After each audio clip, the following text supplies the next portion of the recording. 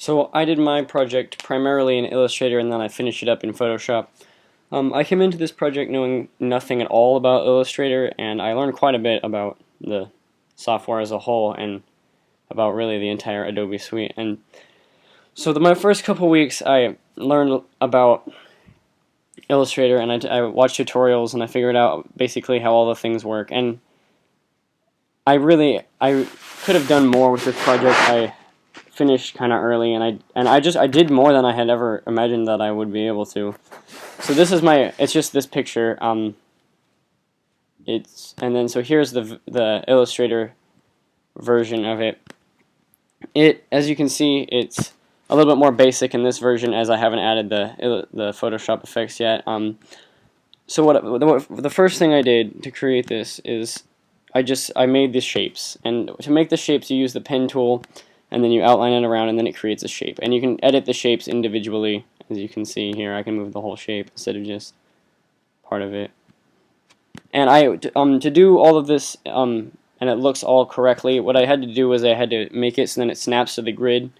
And as you can see, there's the grid, and it's all perfectly lined up on the grid points. So I didn't just have to freehand it. It kind of helped me with that, and that was really handy. Photoshop doesn't have anything like that.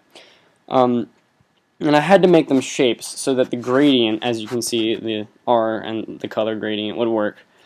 And to do that, I had to... well, the first thing I did was I went around and I made shapes with this line tool, which was really easy because it just makes a straight line, and the pen tool doesn't necessarily do that. But the problem with that is that, well, it doesn't actually create a shape. It just makes it look like there's a shape. So it wouldn't have worked with the gradient. So I had to redo the entire thing there in the gradients. So the next thing I did was I added it so then it was three-dimensional, and as you can see, what you do is you go 2 grid points down and 2 grid points over, and then you just fill it in as a shape. So then this is actually each their own individual shape also. See, I can just move this all. And then as you can see, the gradient's different on the three-dimensional side of things. And then I just have my black background, and then I outlined the entire thing in blue, which you'll see later comes important in the Photoshop portion of the project. And then the gradients here, what you have to do is, so you have the gradient tool, and then you select the shapes or the layers, and then you can, and it took me a long time. I messed around a lot with this gradient tool just to get it how I wanted it. Originally, I wanted to have it, I didn't actually explain. The white lines here, as you can see in the middle, I had to do with the pen tool, and then see, you can create lines like that, and then what you do, and then what I wanted to do was make gradients in both half the shapes, but what I'd already created the full shape, and I couldn't ever figure out how to split the top half of the R and the bottom half of the R into 2 separate shapes, so I had to do something else instead. But I really like how it turned out with these gradients here. Let's see, gradient tool. Yeah.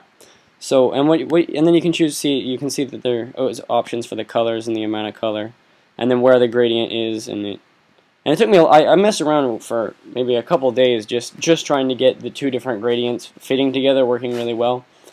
And then I exported it out to Photoshop, which I don't have open because it's practically impossible to have Photoshop and Illustrator at the same time on. And okay, let's wait for Photoshop. And actually I need to show you some things here. So one of my first attempts at creating the A didn't really turn out very well. I was trying to and I finally figured out an A that I really did like. But as you can see, this A doesn't look very much as an A at all, and no one else thought it did, so that was bad.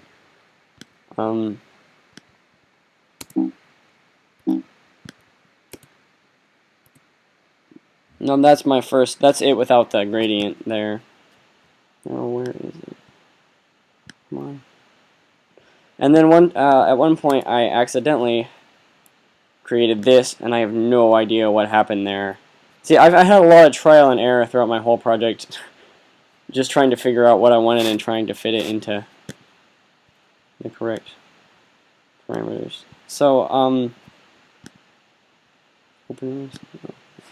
So actually, to move it into Photoshop, what I had to do was had to have Illustrator and Photoshop open at the same time, which is hardly possible, and then move one into the, and then just copy and paste the smart vector objects in there. So as you can see, while the whole thing is pixels now, the vector smart object is still technically in vector. And if you don't know, vector is just shapes, and then a bitmap is pixels. So the shape in Illustrator, you can zoom in as far as you want, and it won't get any more pixelated because they're actually shapes that are in the software. And then, well, on Photoshop and all images that you'll see, if you zoom in, they'll get more grainy as you go in. See, as you can see, you can see the individual pixels here.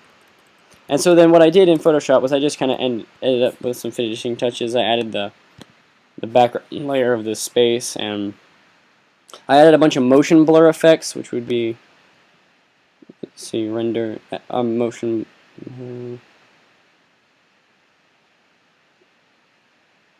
Well, okay. Well, I found the motion blur effect, and so I motion blurred the outer line here, so then see how it goes out from where the line used to be, and then I also rendered some lens flares, lens flare. I rendered them right here. What you have to do is you create a box, and then you just render a lens flare right in there and make it real small. So then, see, what it does is it creates like a sense of light shining off of that, and I really like that effect. And then lastly, I added a okay, see this meteor shower overlay, and it creates a cool effect, I think. What I just did it is I put it on as an overlay type instead of a normal, and then I put the opacity at 28%. And I created a really nice project, I think, in the end.